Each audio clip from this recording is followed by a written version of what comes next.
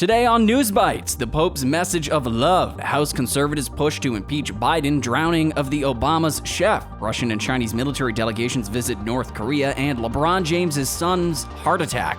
Get ready for the rundown on today's Newsbytes. And over to the Vatican, where the Pope is now getting tech savvy. He has his own podcast, aptly named the Popecast. It's produced by Vatican Radio, Vatican News, and in the latest Popecast, Pope Francis listens to recordings of various young people sharing their individual story. He then responds with words of encouragement or advice to each one. Controversially, one young person called Giona spoke about the challenges about being a believer while accepting the reality of also being transgender, to which Pope Francis replied, "God loves us, just as we are.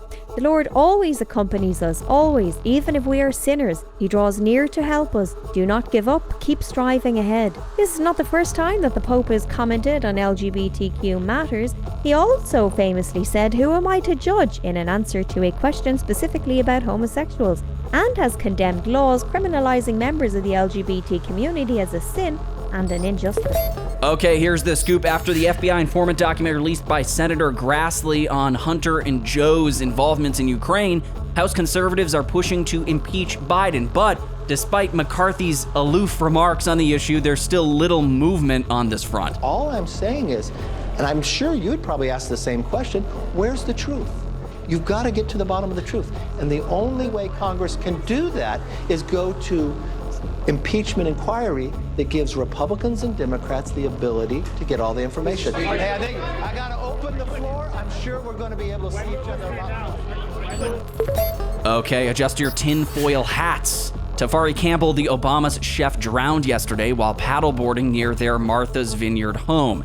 The 45-year-old previously worked in the White House kitchen, and emergency responders were dispatched Sunday evening to the pond on the Obama's property after a reported drowning. An unnamed witness said they saw Campbell struggling, then submerging in the water while not wearing a life jacket.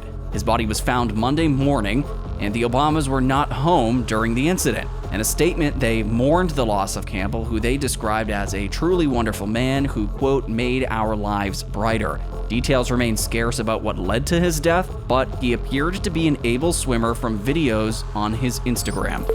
Okay, so Russian and Chinese military delegations arrived in North Korea amid growing tensions with the West and BRICS expansions. It's their first joint visit since COVID. The countries look to strengthen ties before North Korea's major military parade this week.